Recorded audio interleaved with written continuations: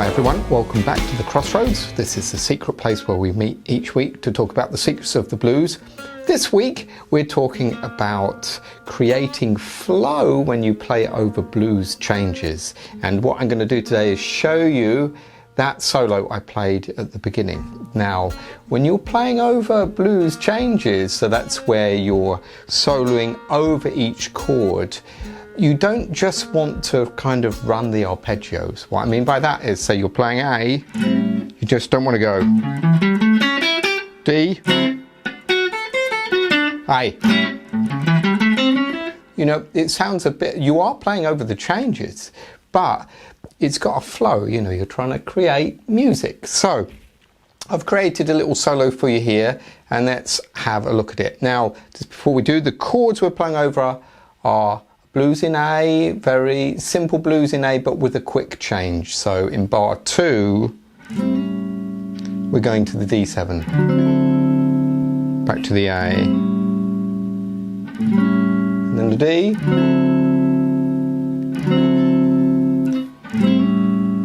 back to the A, and then the turn around the E7, then the D, then the A, and then the E. Alright, so let's have a look at the first phrase.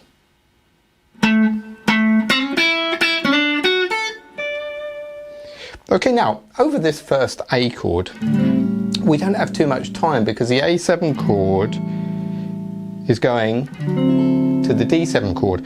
So this little phrase here, I'm starting kind of in this A major pentatonic box. So this is starting on the A note. Hit that 2 times. And then a little kind of hammer on from that minor third to the major third. And then a finish on the E. So all so far in A. So next bit. Then I play that E again. And then I really come up that D arpeggio, which is there, 7 on the G, 7 on the B, 5 on the high E. So 7, 7, 5, and then a slide up to the D, up here on the 10th fret.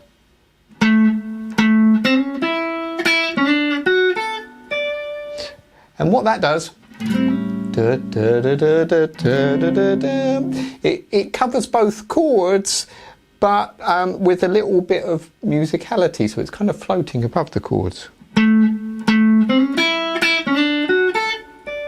It's not just, you know, which would work, but we're trying to create music, as I say. So, first one again.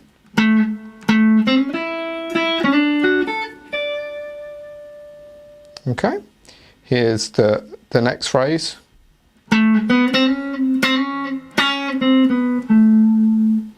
This phrase here, again, we're back on the A. So what we're doing here is going to A. Now, why am I playing this note? Really, this is a B note. In A, the B is a 9th. So you can sometimes use that to walk up. And then I go to that minor third again to the major third. And I'm sliding into that. And then I'm going to go back chromatically downwards. Really what I'm playing there, that C sharp, C, B to the A. But to stay in position, I'll play the A there.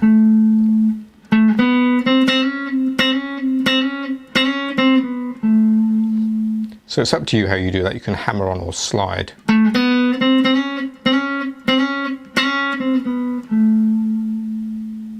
Okay, now we're over the D chord.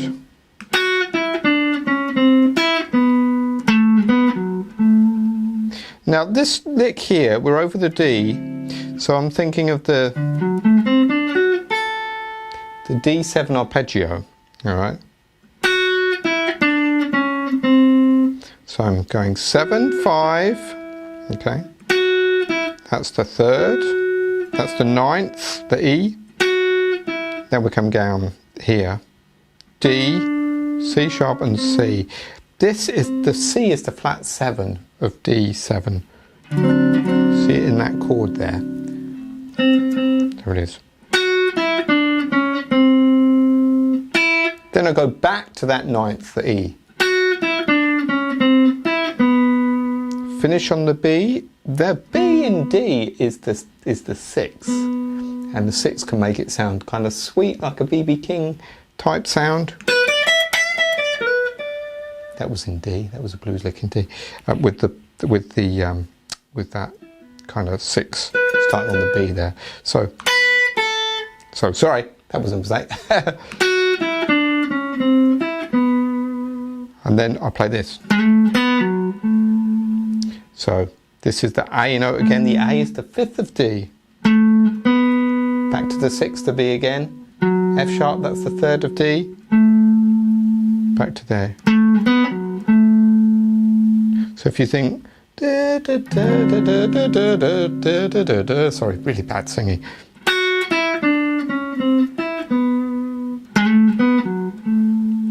And that's working over, you know, the D chord. So far we've got this.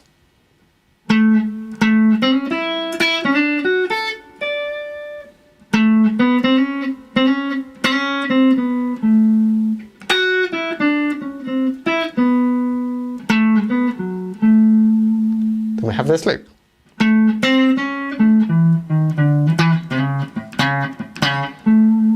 So this lick, we're over the A chord, A7 again.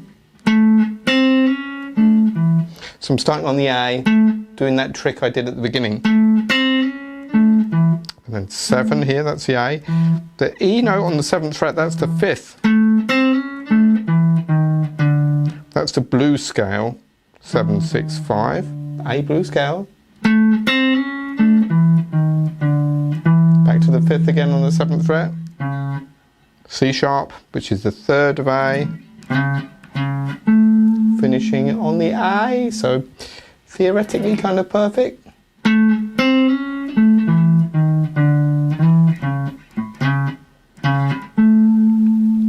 There we go. Okay, now we're going to the turnaround. So the turnaround is where we go E, D, back to the A again. Okay, so over the E,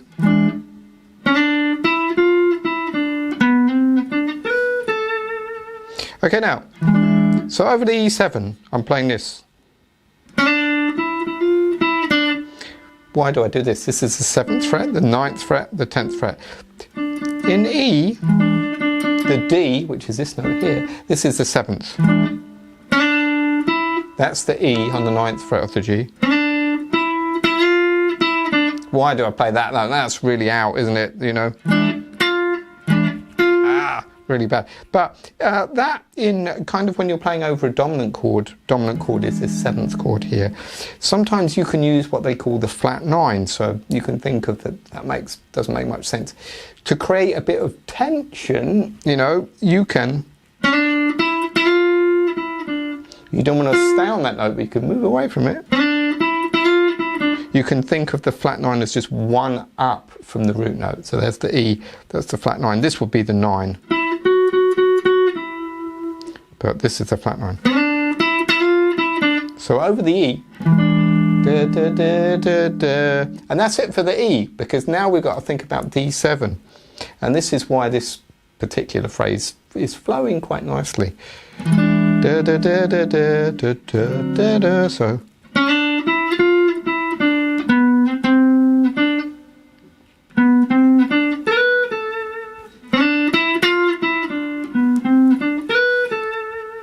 So this phrase now, when we're going here, this is over. So there's the 6 again. This is a B note. The C is the flat 7 of D. There is the D. And then here, the 12th to the 10th fret here, this is the 6th of D again, going back to the 5th of D, which is the A.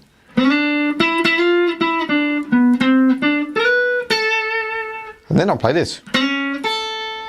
Because at that point, Da, da, da, da, da, da, da, da, da. You've gone back to the A, so the A, see? That's the C sharp, which is the third. And that's the A there. Okay.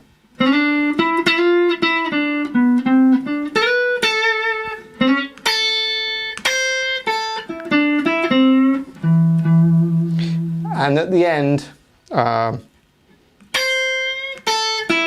I bend up that 8. This is A minor pentatonic really here.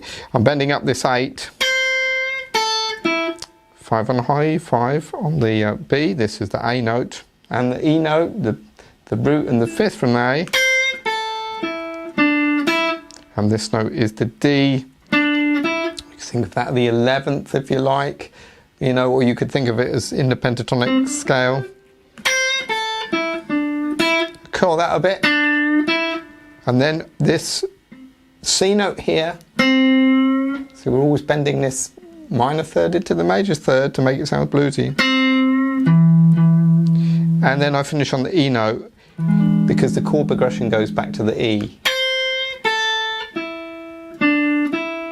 Still A, E. So there.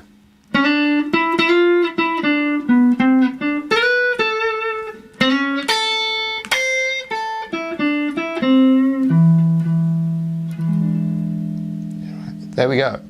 So I hope that helps. The idea with these kind of things is you're learning obviously from people of what works and what doesn't. So it's a subtle difference between playing over the changes and floating above the changes. Obviously you're still using the same tricks. Am I using arpeggios? Absolutely. Am I using scales? I'm trying to blend them together. But the last thing is when you blend them together, and this is the hardest thing, is you're trying to make music, which is really hard. So let's go back to the beginning and listen to how it sounds all together. Okay, so.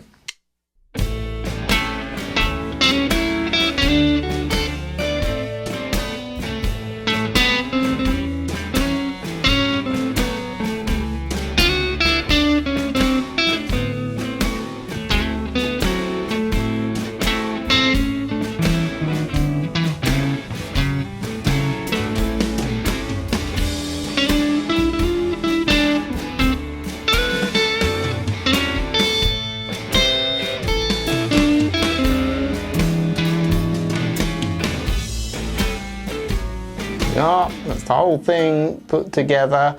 Have a go at that. You can make up your own backing track, you know, just playing,